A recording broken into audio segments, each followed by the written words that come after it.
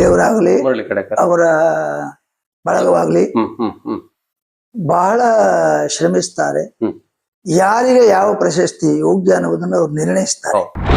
ಅದನ್ನ ನಾನು ಹೇಳಿದ್ದೆ, ನೀವು ಪ್ರಶಸ್ತಿ ಕೊಟ್ಟು ಕಥೆ ಆಯ್ತು ನೀವು. ನೀವು ಮತ್ತೊಂದು ಪ್ರಶಸ್ತಿ ಕೊಡುದಿಲ್ಲ ಅಲ್ಲ ಸರ್, ಇದು ಮಾತಿನ ಪ್ರಶಸ್ತಿ. ಹಾಗಾಗಿ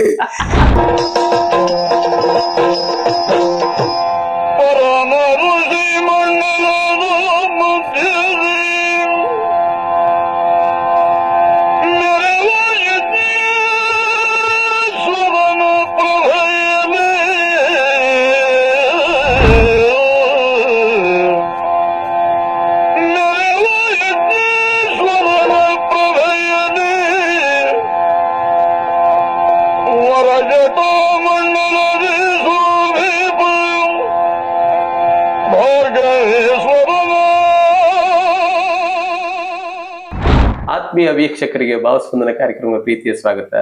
ನಾವು ಕುಂಬಾಶಿಯಲ್ಲಿರತಕ್ಕಂಥ ಕೊಂಡದಕುಳಿ ರಾಮಚಂದ್ರ ಹೆಗಡೆ ಅವರ ಮನೆಗೆ ಬಂದಿದೆ. ಜನಪ್ರಿಯ ಯಕ್ಷಗಾನ ಕಲಾವಿದರು. ಅವರೊಂದಿಗೆ ಮಾತುಕತೆಯನ್ನ ಆಡುತ್ತಿದ್ವಿ. ನಿಮಗೆ ಕಳೆದ ಸಂಚಿಕೆಗಳಲ್ಲಿ ಅವರ ಹಲವಾರು ಸಾಧನೆಗಳ ಬಗ್ಗೆ ನಿಮ್ಮ ಮುಂದೆ ನಾವು ಪ್ರಸಾರ ಮಾಡಿದ್ದೇವೆ. ಆ ಸಾಧನೆಯ ಪಟ್ಟಿಯಲ್ಲಿ ಕೊನೆಯದಾಗಿ ಅವರಿಗೆ ಪ್ರಶಸ್ತಿ ಪುರಸ್ಕಾರಗಳ ಬಗ್ಗೆ ಕೇಳೋಣ. ಅದೇ ರೀತಿ ಅವರು ಬಹಳ ಮಾತುಗಾರರು. ನಿಮ್ಗೆಲ್ಲ ಗೊತ್ತಿದೆ, ಯಕ್ಷಗಾನ ರಂಗದಲ್ಲಿ ಬಹಳಷ್ಟು ಮಾತುಗಳನ್ನ ಹೇಳಿ, ಕತೆ ಉಪಕಥೆಗಳನ್ನ ಹೇಳಿ ನಮ್ಮೆಲ್ಲ ರಂಜಿಸ್ತಾರೆ ಅವರು.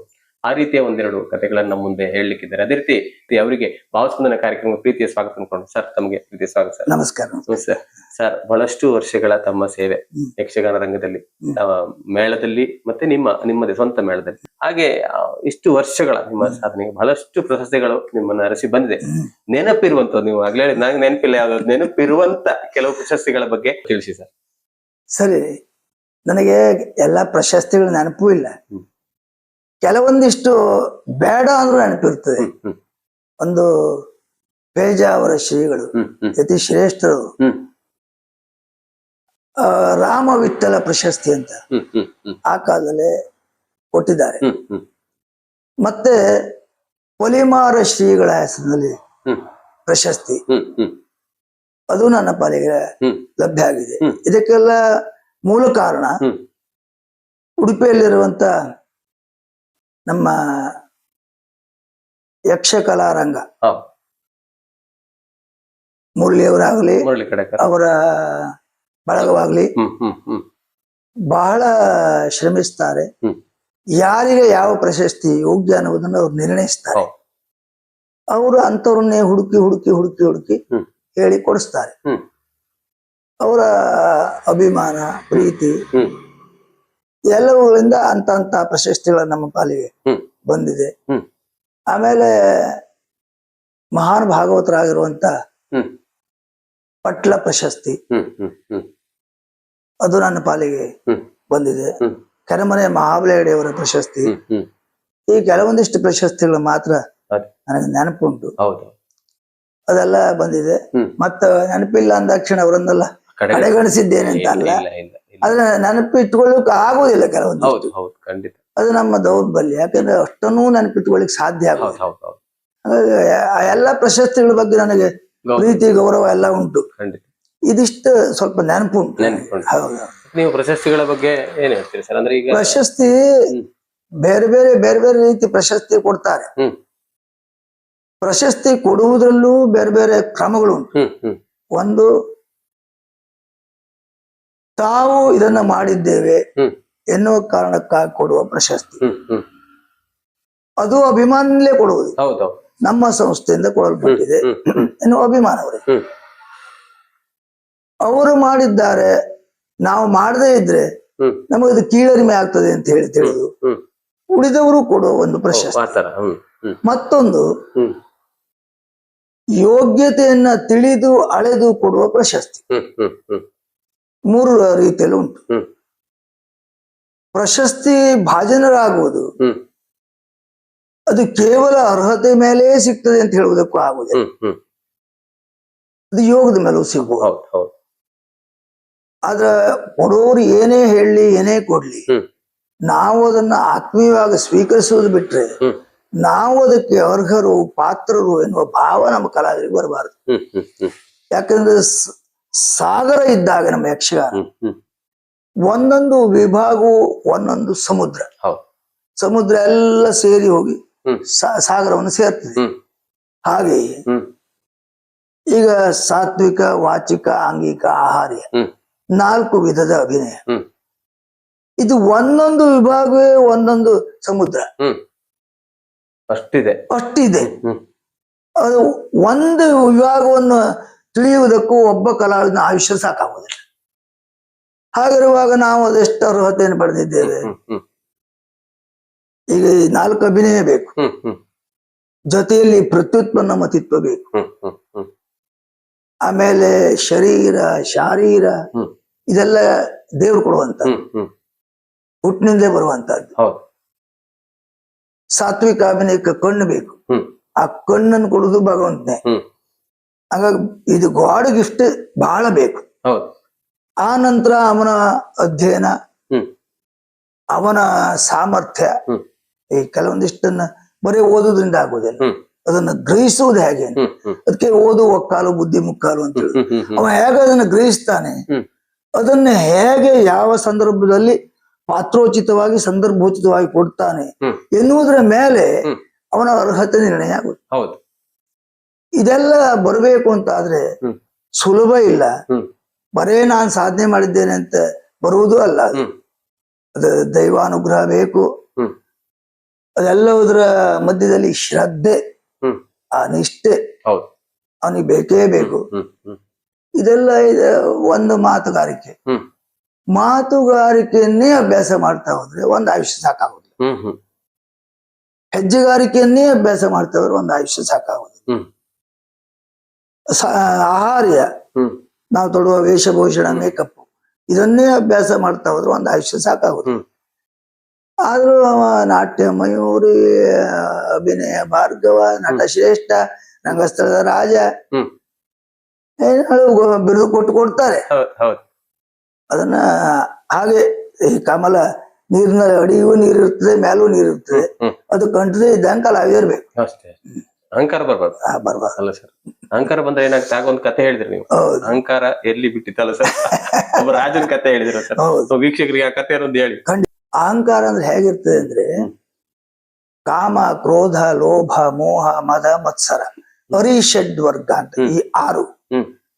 ನಮ್ಮ ವೈರಿಗಳು ಅಂತ. ಹ್ಮ್. ಹ್ಮ್. ಕಾಮ ಹ್ಮ್. ಅದು ನಮಗ ವ್ಯಕ್ತಿತ್ವ ಕಾಳೋದು. ಹ್ಮ್. ಅದನ್ನು ನಾವು ಮೆಟ್ಟಿ ನಿಲ್ಬೇಕು. ಹ್ಮ್. ಹ್ಮ್. ಕ್ರೋಧವನ್ನು ಮೆಟ್ಟಿ ನಿಲ್ಬೇಕು, ಹ್ಮ್. ಲೋಭವನ್ನು ಮೆಟ್ಟಿ ನಿಲ್ಬೇಕು, ಹ್ಮ್. ಮೋಹವನ್ನು ಮೆಟ್ಟಿ ನಿಲ್ಬೇಕು, ಹ್ಮ್. ಮದವನ್ನು ಮೆಟ್ಟಿ ನಿಲ್ಬೇಕು, ಹ್ಮ್. ಮತ್ಸರವನ್ನು ಮೆಟ್ಟಿ ನಿಲ್ಬೇಕು. ಹ್ಮ್. ಅದು ಎಷ್ಟನ್ನು ಹ್ಮ್. ತಿಳಿದು ತಿದ್ದಿಕೊಳ್ಳುವುದಕ್ಕಾಗ್ತದೆ. ಹ್ಮ್. ಹ್ಮ್. ಮದ, ಅಹಂಕಾರ ಹ್ಮ್. ಇದು ಒಂದು ತಿಳಿದ್ರೂ ತಿದ್ದಿಕೊಳ್ಳುವುದಕ್ಕಾಗುವುದಿಲ್ಲ. ಹ್ಮ್. ಒಂದೊಮ್ಮೆ ತಿದ್ದಿಕೊಂಡ್ರು ಹ್ಮ್. ಅವನಿಗೆ ತಿಳಿಯದೇ ಅದು ಮತ್ತೆ ಬಂದಿರುತ್ತದೆ. ಹ್ಮ್. ಇದು ಈ ವಿಶಿಷ್ಟವಾದಂತಹ ವಿಚಿತ್ರವಾದಂತಹ ಗುಣದಿಂದ ಕೂಡಿದ್ದು ಹ್ಮ್. ಮದ. ಹ್ಮ್. ಒಬ್ಬ ಸಾಕಷ್ಟು ಅನ್ನದಾನವನ್ನು ಮಾಡ್ತಾ ಇದ್ದಂತೆ, ಹ್ಮ್. ಹ್ಮ್. ಬೇಕಷ್ಟು. ಹ್ಮ್. ಆದ್ರೆ ಅವನಿಗೆ ಏನು ಮಾನಸಿಕ ನೆಮ್ಮದಿ ಇಲ್ಲ. ಹ್ಮ್. ಎಷ್ಟೋ ಕಾಲದ ಮೇಲೆ ಹಿಮಾಲಯ ತುತ್ತತುದಿಲ್ಲ ಇರುವಂತ ಅವನ ಗುರುಗಳನ್ನು ಕಾಣೋದಕ್ಕೆ ಹೋದಂತೆ. ಹ್ಮ್. ನನಗೆ ನೆಮ್ಮದಿ ಇಲ್ಲ, ನಾನು ಇಷ್ಟೆಲ್ಲ ದಾನ ಮಾಡ್ತೇನೆ, ಅದು ಕೊಡ್ತೇನೆ, ಇದು ಕೊಡ್ತೇನೆ. ಹ್ಮ್. ಗುರುಗಳ ಕಣ್ಣು ಮುಚ್ಚಿ ಯೋಚನೆ ಮಾಡಿ ಹೇಳಿದ್ರಂತೆ, ಹ್ಮ್. ಇಂಥ ಕಡೆ ಒಬ್ಬ ರಾಜ ಇದ್ದಾನೆ, ಹ್ಮ್. ಅವ ನನ್ನ ಶಿಷ್ಯನೇ, ಹ್ಮ್. ಅವನಿದ್ದಲು ಹೋಗು. ಹ್ಮ್. ಅವ ಬಂದ ಅಂತ ಆಯ್ತು, ಬಾಗಿಲ ಭಟ್ರಲ್ಲಿ ಹೇಳಿ ಕಳಿಸಿದ. ಹ್ಮ್. ಅವರು ಒಳಗೆ ಕರ್ಕೊಂಡು ಬರ್ಲಿಕ್ಕೆ ಹೇಳಿದ್ರು, ಹೋದ. ಹ್ಮ್. ಹೋಗುವಾಗ ಅಂತಃಪುರದಲ್ಲಿ ಹ್ಮ್. 4-6 ಜನ ಹೆಂಗಳೆಯರ ಅವನ ಕೈ ಕಾಲನ್ನು ಒತ್ತಾ ಇದ್ರು. ಅವನು ಮಲಗಿಕೊಂಡಿದ್ದ. ಹ್ಮ್. ಇವ ದ್ವಾರಕ್ಕೆ ಹೋಗಿ ನಿಂತ. ಅದನ್ನು ನೋಡಿದ್ರೆ ಅವನಿಗೆ ಅಸಹ್ಯ ಆಗಿ ಹೋಯ್ತು. ಹ್ಮ್. ಛೇ, ನಮ್ಮ ಗುರುಗಳು ಇಂಥವ್ರು ಇದ್ದಲ್ಲಿ ಕಳಿಸ್ಬಿಟ್ರಲ್ಲ. ಹ್ಮ್. ಆ ಒಳಗೆ ಮಲಗಿದ್ದವನಿಗೆ ಇದು ಗೊತ್ತಾಯ್ತು. ನಗೆ ಆಡಿ ಒಳಗ್ ಬನ್ನಿ ಅಂತ ಹೇಳಿ ರಾಜ ಅವ್ರ ಕೈ ಕಾಲು ಒತ್ತಾ ಇದ್ದಾರೆ. ಹ್ಮ್. ಒಳಗೆ ಹೋಗಿ ನಿಂತ. ಹ್ಮ್. ಏನ್ ಬಂದಿಯಪ್ಪ ಅಂತ ಕೇಳ. ಹ್ಮ್. ಅದೇ ನಿಮ್ಮ ಗುರುಗಳು ಹೌದು, ನನ್ನ ಗುರುಗಳು ಹೌದು, ಅವ್ರು ಕಳಿಸಿದ್ರು. ಹ್ಮ್. ಈಗ ನಾನು ಇಷ್ಟೆಲ್ಲ ದಾನ ಮಾಡ್ತೇನೆ, ಹ್ಮ್. ಆದ್ರೂ ನನಗೆ ನಿಶ್ಚಿಂತೆ ಇಲ್ಲ. ಯಾಕೆ? ಹ್ಮ್. ನೀವು ಉತ್ತರ ಹೇಳ್ತೀರಿ ಅಂತ ನಮ್ಮ ಗುರುಗಳು ಕಳಿಸಿದ್ರು. ಹ್ಮ್. ಹೌದಾ ಅಂತ ಹೇಳಿ ಕಣ್ಣು ಮುಚ್ಚಿ ಹ್ಮ್. ನಗೆ ಆಡಿದ್ನಂತೆ. ಹ್ಮ್. ಆ ರಾಜ ಹೇಳಿದ್ನಂತೆ, ಹ್ಮ್. ನಿನಗೆ ಅಹಂಕಾರ ಉಂಟು. ಹ್ಮ್. ಇವನಿಗೆ ಆಶ್ಚರ್ಯ ಆಯ್ತು. ಹ್ಮ್. ಎಲ್ಲ ನಾನು ಎಲ್ಲರಿಗೂ ಪ್ರೀತಿಯಿಂದ ಕರೆದು ದಾನ ಮಾಡ್ತೇನೆ, ಹ್ಮ್. ನನಗೆ ಅಹಂಕಾರ ಉಂಟು ಅಂತ ಹೇಳ್ತಾರಲ್ಲ ಇವರು. ಹ್ಮ್. ಅದು ಹೇಗೆ ಸ್ವಾಮಿ? ಹ್ಮ್. ಆವಾಗ ಆ ರಾಜ ಹೇಳಿದ್ದು, ಹ್ಮ್. ತಾನು ಅವ್ರಿಗೆ ಇಷ್ಟು ಕೊಟ್ಟಿದ್ದೇನೆ, ತಾನು ಇವ್ರಿಗೆ ಇಷ್ಟು ಕೊಟ್ಟಿದ್ದೇನೆ, ತಾನಂತ ದಾನ ಮಾಡಿದ್ದೇನೆ, ತಾನಿಂತ ದಾನ ಮಾಡಿದ್ದೇನೆ ಹ್ಮ್. ಎನ್ನುವುದೇ ಅಹಂಕಾರ. ಹ್ಮ್. ಹ್ಮ್. ಆದ್ರಿಂದ ನಿನಗೆ ನಿಶ್ಚಿಂತೆ ಇಲ್ಲ. ಹ್ಮ್. ಹ್ಮ್. ಅದೇ ತಲೆ ಒಳಗಿದೆ. ಅದು ನಿನ್ ತಲೆ ಒಳಗಿದೆ, ಹ್ಮ್. ನಿಶ್ಚಿಂತೆ ಇಲ್ಲ. ಹ್ಮ್. ನಿನಗೆ ಹೌದು ಅನ್ನಿಸ್ತು, ಹ್ಮ್. ಸರಿ ಬರ್ತೇನೆ ಅಂತ ಹೇಳಿ ನಮಸ್ಕಾರ ಮಾಡಿ ಸೀದಾ ಮತ್ತೆ ಹಿಮಾಲಯಕ್ಕಲ್ಲಿ ಅವ್ರ ಗುರುಗಳಿದ್ದಲ್ಲ, ಗುರುಗಳ, ಹ. ಹೋಗಿ ಗುರುಗಳ ಹತ್ರ ಕೇಳಿದ. ಹ್ಮ್. ಅಲ್ಲ, ಆ ರಾಜ ಹೇಳಿದ್ದು ಸರಿ ಉಂಟು, ಹ್ಮ್. ಅದ್ರ ಹೋಗಿ ನೀವು ಅವನಿದ್ದರೆ ಕಳಿಸಿದ್ರಲ್ಲ, ಅದಷ್ಟು ನೀವ್ ಹೇಳ್ಬೋದಿತ್ತಲ್ಲ. ಹ್ಮ್. ಹ್ಮ್. ಆ ಹ್ಮ್. ಅವನು ಭೋಗಾಸಕ್ತನಾಗಿದ್ದಾನೆ, ಹ್ಮ್.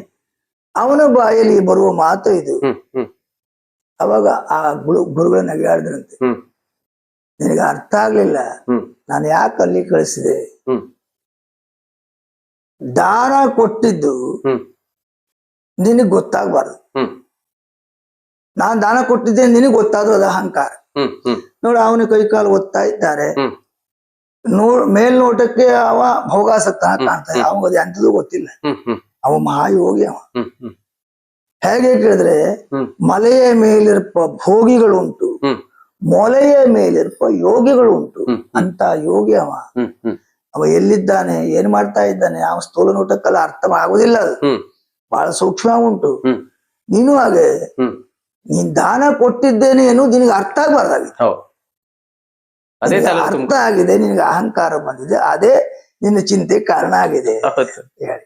ಖಂಡಿತ ಒಂದು ಕತೆ ಸರ್. ಅಂದ್ರೆ ಅಹಂಕಾರ ಮತ್ತೆ ಮದ, ನೀವ್ ಹೇಳಿದ ಮದವನ್ನ ನಾವು ನಿಗ್ರಹಿಸಿ ಕಷ್ಟ. ಅದು ಹೋಯ್ತಂದ್ರೆ ಮತ್ತೆ ಬರ್ತದೆ. ಅದು ದಾರಿಯ ಬದಿಯಲ್ಲಿರುವ ಗೆದ್ದಲು ಹುತ್ತದ ಹಾಗೆ, ಹ್ಮ್. ಹೋಗುವಾಗ ಕಾಲಲ್ಲಿ ಒದ್ದೆ ಕಡೆಗಿದ್ರೆ ತಿರುಗಿ ಬರುವಾಗ ಮತ್ತೆ ಹುತ್ತ ಸಿದ್ಧ ಆಗುತ್ತೆ. ಮತ್ತೆ ಹೌದು, ಅದನ್ನ ನಾವು ಮುರಿತಾ ಇರಬೇಕು, ಅದು ಸಿದ್ಧ ಆಗ್ತಾ ಇರ್ತದೆ. ನಿರಂತರ ಅದು ಹಾಗೆ ಆಗ್ಲಿ ಸರ್. ಹಿರಿಯರು, ತಾವು ಹಿರಿಯ ಯಕ್ಷಗಾನ ಕಲಾವಿದರು, ಜನಪ್ರಿಯ ಕಲಾವಿದರು, ತಮ್ಮೊಂದಿಗೆ ತಮ್ಮ ಮನೆಗೆ ಬಂದು ಇಷ್ಟು ಹೊತ್ತು ಕಾಲ ಅಂದ್ರೆ ನಿಮ್ಮ ವಿಷಯ ಸಾಧನೆ ಹಾದಿಯ ಈ ಪಯಣವನ್ನ ನಮ್ಮ ವೀಕ್ಷಕರಿಗೆ ನಾವು ತಿಳಿಯಪಡಿಸಿದೀವಿ. ಇನ್ನೂ ಬಹಳಷ್ಟಿದೆ ನಮ್ಮ ಕಾಲಮಿತಿಯಲ್ಲಿ ನಾವು ತಿಳಿಯಪಡಿಸಿದ್ದೇವೆ, ಅಷ್ಟೇ ಬಿಟ್ರೆ ಬಹಳಷ್ಟು ನಿಮ್ಮ ಹತ್ರ ಮಾತಾಡ್ಲಿಕ್ಕೆ ನೀವು ಹೇಳಿದ್ರೆ ಒಂದೊಂದು ವಾರ 2 ವಾರ ಬೇಕಾದ್ರೆ ಮಾತಾಡಿದ್ರೆ ನಿಮ್ಮ ಹತ್ರ ಅಷ್ಟು ಬಂಡವಾಳ ಇದೆ. ಯಾಕಂದ್ರೆ ನೀವು ಬಹಳ ಮಾತುಗಾರರು, ಮತ್ತೆ ಬಹಳ ಓದುಗರು, ಮತ್ತೆ ಬಹಳ ಅನುಭವ ಉಳ್ಳವರು. ಬಹಳಷ್ಟು ಅದನ್ನ ನಾನು ಹೇಳಿದ್ದೆ, ನೀವು ಪ್ರಶಸ್ತಿ ಕೊಟ್ಟು ಕಥೆ ಆಯ್ತು ನೀವು. ನೀವು ಮತ್ತೊಂದು ಪ್ರಶಸ್ತಿ ಕೊಡುದಿಲ್ಲ ಅಲ್ಲ ಸರ್, ಇದು ಮಾತಿನ ಪ್ರಶಸ್ತಿ. ಹಾಗಾಗಿ ನಾವು ದೊಡ್ಡ ಮಾತುಗಾರರು ನೋಡಿದ್ದೇವೆ, ದೊಡ್ಡ ಕಲಾವಿದರು ನೋಡಿದ್ದೇವೆ. ನಾವು ಏನು ಅಲ್ಲ ನಮಗೊಂದು ಗೊತ್ತಾಗ್ತದೆ. ಏನು ಅಲ್ಲದೆ ಇದ್ದು ನೀವೇನು ನೋಡಿದಾಗ ಅವು ಬರೇ ನಗೇನು ಉತ್ತರ ಆಗ್ತದೆ ಬಿಟ್ರೆ. ಅಲ್ಲ, ನೀವು ಮುಖ್ಯ ಸರ್, ನಮ್ಮಿಂದ ಜಾಸ್ತಿ ನೀವು ಇದ್ದೀರಿ. ಹೌದೌದು. ಈಗ 1ನೇ ತರಗತಿ, 2ನೇ ತರಗತಿ, 10ನೇ ತರಗತಿ ಇದ್ದಾರೆ. ಹೌದು ಸರ್. ದೊಡ್ಡವನು ಎಷ್ಟಬೇಕು, ನೀವು 2ನೇ ತರಗತಿ ಅಷ್ಟೇ. ಹೌದು, ಒಬ್ಬರಿಗಿಂತ ಒಬ್ರು ನಮ್ಮ ದೃಷ್ಟಿ ನೀವು ಬಹಳ ವಿಶಾಲವಾಗಿ ಚಿಂತಿಸ್ತೀರಿ, ಬಹಳ ತುಂಬಾ ವ್ಯಕ್ತಿತ್ವಗಳನ್ನ ನೋಡಿದ್ರಿ. ವಿದ್ಯಾರ್ಥಿ, ಕಲಾವಿದ, ಪ್ರತಿಯೊಬ್ಬರು ವಿದ್ಯಾರ್ಥಿ ಖಂಡಿತ ಸರ್, ಕಲ್ತು ಮುಗಿಯುವುದಿಲ್ಲ ಅದು. ಖಂಡಿತ ಸರ್. ನಮ್ಮ ಶತಾವಧಾನ ಯಾರು ಗಣೇಶನ ನೋಡಿದ್ರು ನಮಗೂ ವಿಭ್ರಮವಾಗ್ತದೆ. ಹೌದೌದು. ಅವ್ರು ಆಡುವ ಮಾತು, ತಿಳಿದ ವಿಷಯ ಖಂಡಿತ ಖಂಡಿತ. ಆದ್ರೆ ಅವ್ರಿಗೆ ಏನಿಲ್ಲ, ನನಗೆ ಎಂತದ್ದು ಗೊತ್ತಿಲ್ಲ ಹೇಳ್ತಾರೆ. ಹಾಗಿದ್ರೆ ಕಲಿಲಿಕ್ಕೆ ಆಗ್ತಾರೆ ಅಲ್ಲ. ಅದೇ ಹೌದೌದು, ಅದು ಅವ್ರ ಎತ್ತರ ಗೊತ್ತಾಗುದು ಅದರಲ್ಲಿ. ಹೌದು ಸರ್. ಹಾಗೆ ಸರ್, ಬಹಳ ಖುಷಿ ಆಯ್ತು ಸರ್ ತಮ್ಮೊಂದಿಗೆ ಮಾತಾಡಿ, ತಮ್ಮ ಮನೆಗೆ ಬಂದು ತಮ್ಮ ವಿಷಯ ಎಲ್ಲ ತಿಳಿಪಡಿಸಿದ್ರು ನಮ್ಮ ವೀಕ್ಷಕರಿಗೆ. ನಿಮಗೆ ನಮ್ಮ ಎಲ್ಲ ವೀಕ್ಷಕರ ಪರವಾಗಿ ಪ್ರೀತಿಯ ಧನ್ಯವಾದಗಳು. Thank you sir. ಆತ್ಮೀಯ ವೀಕ್ಷಕರೇ, ಇದಾಗಿತ್ತು ಜನಪ್ರಿಯ ಯಕ್ಷಗಾನ ಕಲಾವಿದರು ಕೊಂಡದಗುಳಿ ರಾಮಚಂದ್ರ ಹೆಗ್ಡೆ ಅವರ ಯಕ್ಷಪಯಣ. ಯಕ್ಷಗಾನ ರಂಗದಲ್ಲಿ ಬಹಳಷ್ಟು ಸಾಧನೆಯನ್ನು ಮಾಡಿ ಈಗ ಅವ್ರದೇ ಒಂದು ಯಕ್ಷಗಾನ ಸಂಘವನ್ನು ಕಟ್ಟಿಕೊಂಡು ಬಹಳಷ್ಟು ಯಕ್ಷಗಾನ ಕಾರ್ಯಕ್ರಮಗಳನ್ನು ನೀಡ್ತಾ ಇದ್ದಾರೆ. ಅವರ ಬಗ್ಗೆ ನಿಮಗೆ ಬಹಳಷ್ಟು ವಿಸ್ತಾರವಾಗಿ ತಿಳಿಸಿ ಮುಂದಿನ ವಾರ ಇನ್ನೋರ್ವ ಅತಿಥಿಯೊಂದಿಗೆ ನಿಮ್ಮ ಮುಂದೆ ಬರ್ಲಿಕ್ಕಿದ್ದೇನೆ. ನೋಡ್ತಾ ಇರಿ ಭಾವಸ್ಪಂದನ ಕಾರ್ಯಕ್ರಮ. ನಮಸ್ಕಾರ.